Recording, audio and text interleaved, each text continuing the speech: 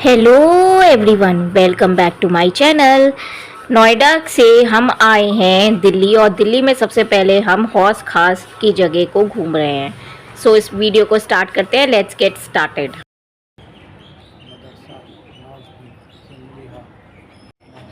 पानी की टंकी को हौस खास कहा जाता है।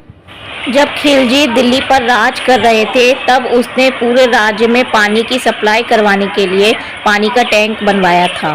साथ ही साथ खिलजी ने ये टैंक अपने शाही परिवार के लिए भी बनवाया था। यहाँ पर मदरसा भी है और 3 गुंबद इमारत भी है। यहाँ से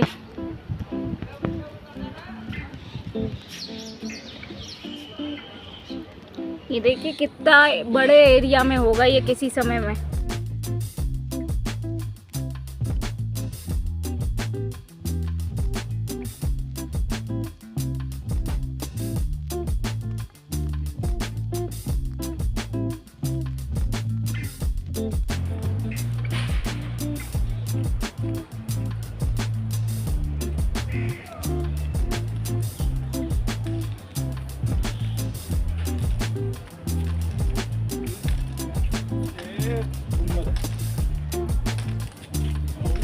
गुंबद आइए।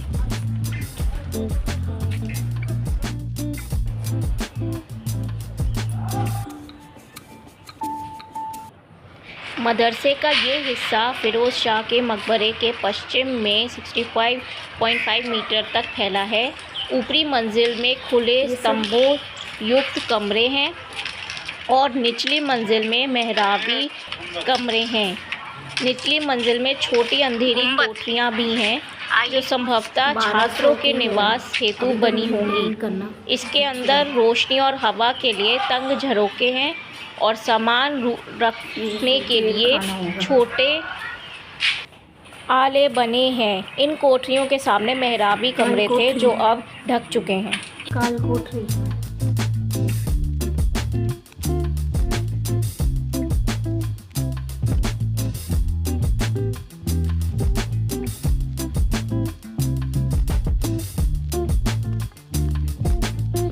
सेकेंड लेवल पर फिर ये एक काल कोठरी और यहाँ से ये फिर कमरे स्टार्ट हो गए।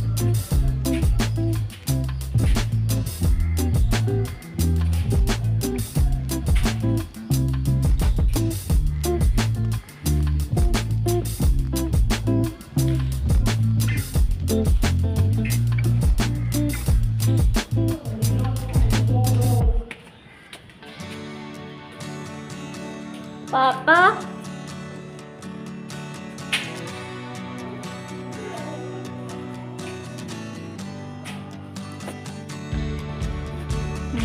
फोटो भी खींचे।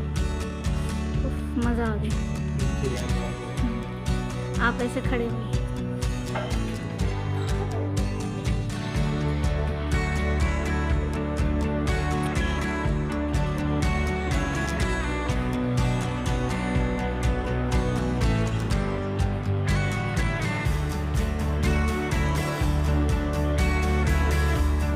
भुलैया की तरफ देखिए, यहाँ पे बिल्कुल अंधेरा है, कुछ नहीं दिख रहा।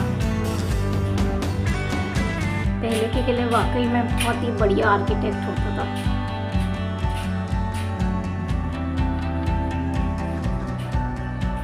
ये कमरा है।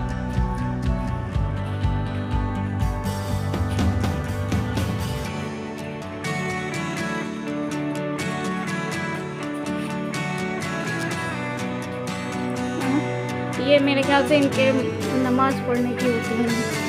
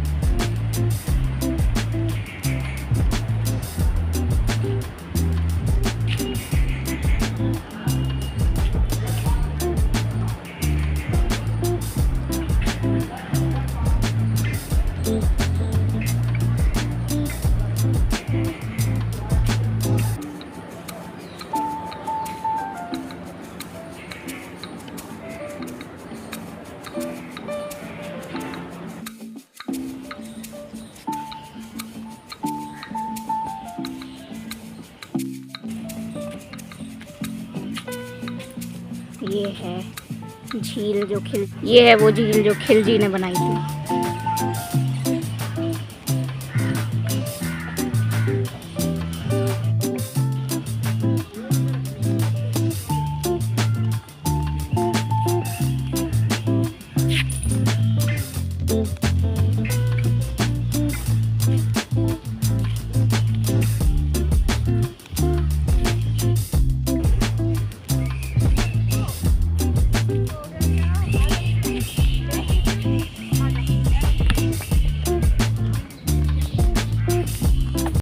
ये है राष्ट्रपति भवन का बाहर से नज़ारा। इतना खूबसूरत है कि मैं शब्दों में बयान ही नहीं कर सकती।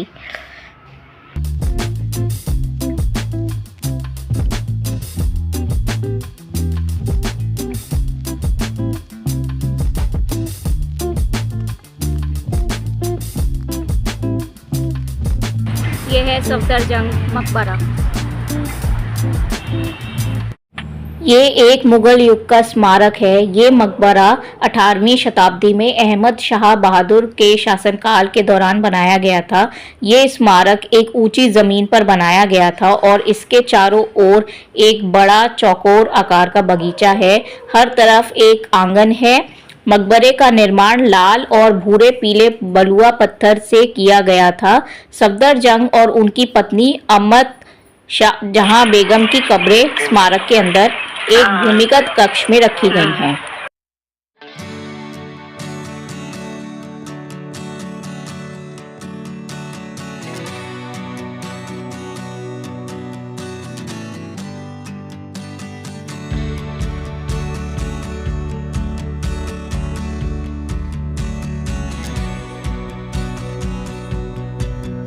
इन इमारतों को देखकर हम उस समय के बारे में सोचने लगते हैं कि कैसे होते होंगे उस समय के लोग, क्या जीवन शैली होती होगी पुराने समय में, कितने हुनरमंद लोग होते थे कि वास्तुकला कितनी उच्च स्तर पर थी।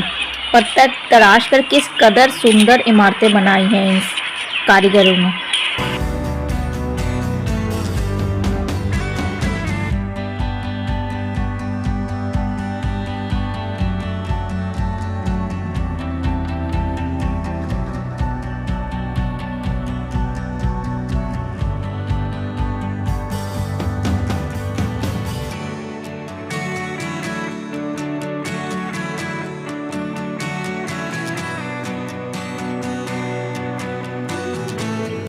जंतर मंतर नाम संस्कृत के शब्द यंत्र मंत्र का एक रूप है जिसका शाब्दिक अर्थ होता है यंत्र गणना।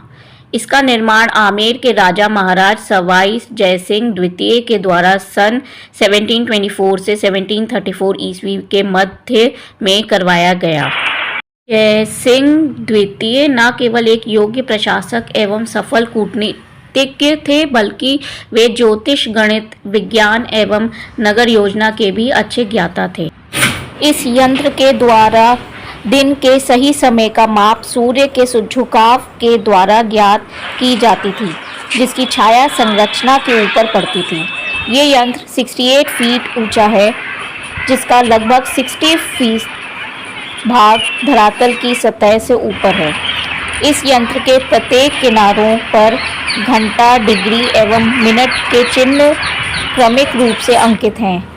उत्तरी किनारे पर अंकित माप अंग्रेजी में है, जबकि दक्षिण किनारे के ऊपर भारतीय चिन्ह अंकित है।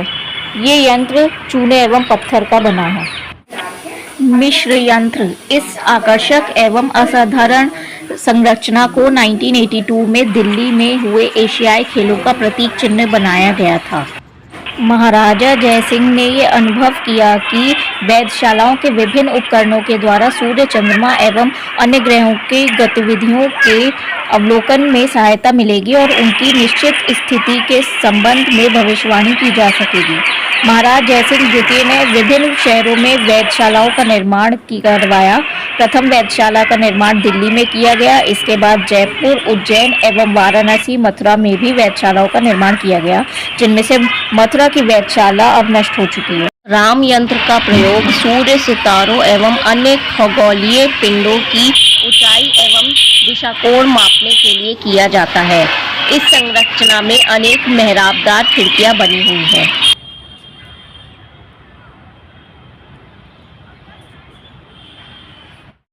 ये वीडियो मंदिर के बाहर से ही शूट की गई है, क्योंकि मंदिर परिसर में मोबाइल ले जाना अलाउड नहीं थे।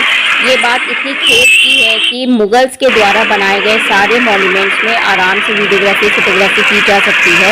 इन वीडियोस के जरिए बहुत अच्छे से प्रमोशन होता है इन सारे मॉन्यूमेंट्स का, पर हमारे हिंदू धर्म के मंदिरों का प्रचार प्रसार करने में मंदिरों के पुजारी को और गवर्नमेंट को शर्म आती है, जो वीडियोग्राफी एंड फोटोग्राफी को मना कर देते हैं। ऐसा ही है हमारा हिंदुस्तान। इंडिया गेट का मनमोहक नज़ारा, इस जगह को विजिट करके बहुत ही आनंद प्राप्त हुआ। अग्रसेन की बावली में 105 सीढ़ियां हैं। 14वीं शताब्दी में महाराज अग्रसेन ने इसे बनवाया था। इस बावड़ी का निर्माण लाल बलुए पत्थर से हुआ है। ऐसा माना जाता है कि इस बावड़ी का निर्माण महाभारत काल से करवाया गया है। हम आ गए हैं लोटस टेम्पल में। इस मंदिर का एनवायरनमेंट इतना पीसफुल है कि यहाँ पर मेडिटेट करके परम आनंद प्राप्त होता है। लोटस टेम्पल में प्रतिदिन देश और विदेश से 8 से 10 हज़ार पर्यटक आते हैं। इस मंदिर का आर्किटेक्चर काबिले तारीफ है।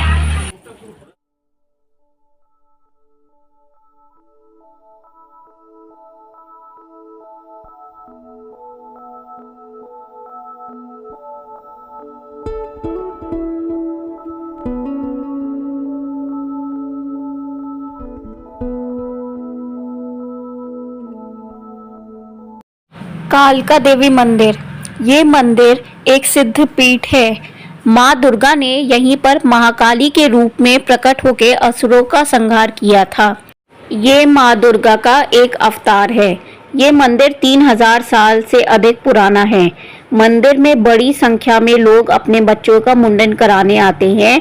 माना जाता है कि महाभारत काल में युद्ध से पहले भगवान श्री कृष्ण ने पांडवों के साथ यहाँ भगवती की आराधना की थी।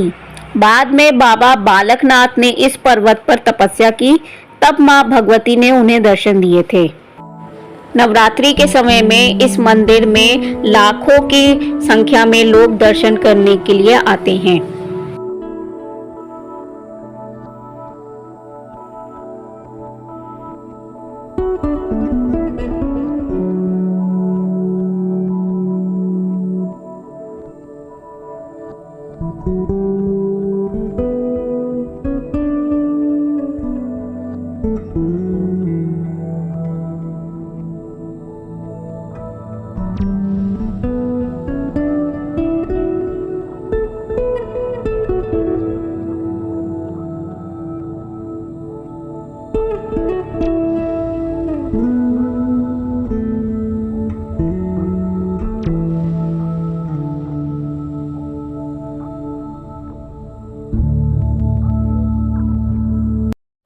अब हम चलते हैं दिल्ली के जगन्नाथ मंदिर में, जो कि हौस खास एरिया में स्थित है।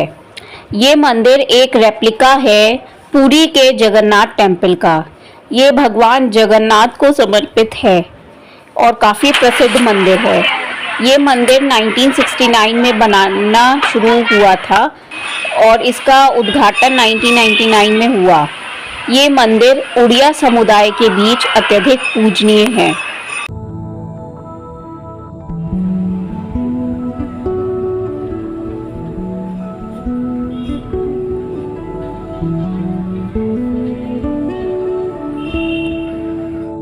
अब हम आ पहुँचे हैं लाल किले पर। लाल किला इसकी दीवारों के लाल रंग के कारण कहा जाता है। ये किला देश की आज़ादी का प्रतीक है। लाल किला 250 एकड़ की ज़मीन में फैला हुआ है। इस किले का निर्माण शाहजहां ने करवाया था। इस किले का निर्माण की शुरुआत 1638 में हुई और इस किले को बनने में 10 साल लग गए। ये किला अपनी विशालता और खूबसूरती के लिए विश्व भर में जाना जाता है।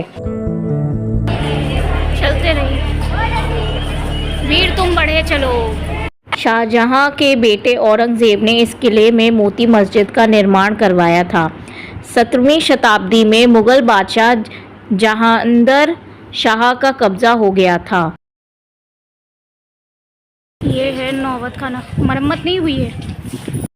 जहांदर शाह के कब्जे के बाद लाल किला करीब 30 साल तक बिना शासक के रहा। इसके बाद नादिर शाह ने लाल किले पर अपना शासन चलाया। इसके बाद अंग्रेज़ों ने लाल किले पर कब्जा किया और जमकर लूटपाट की।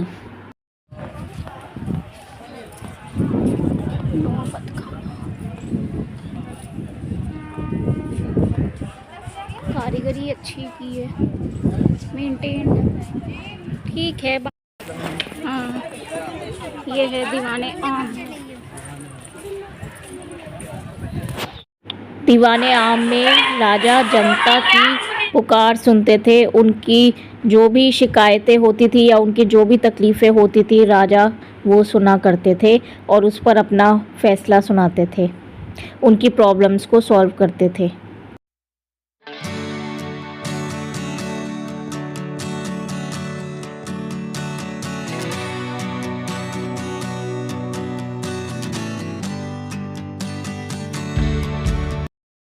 खास महल में शाही कक्ष बने हैं, जैसे कि राजसी शयन कक्ष, प्रार्थना कक्ष, एक बरामदा और मुसम्मन बुर्ज। शाहजहाँ का फेवरेट कलर लगता है वाइट कलर होगा, तभी यहाँ पे भी शाहजहाँ ने सारा वाइट मार्बल का काम करवाया है और आगरा के कोर्ट में भी पूरा वाइट मार्बल का ही इस बुर्ज से बादशाह जनता को दर्शन देते थे।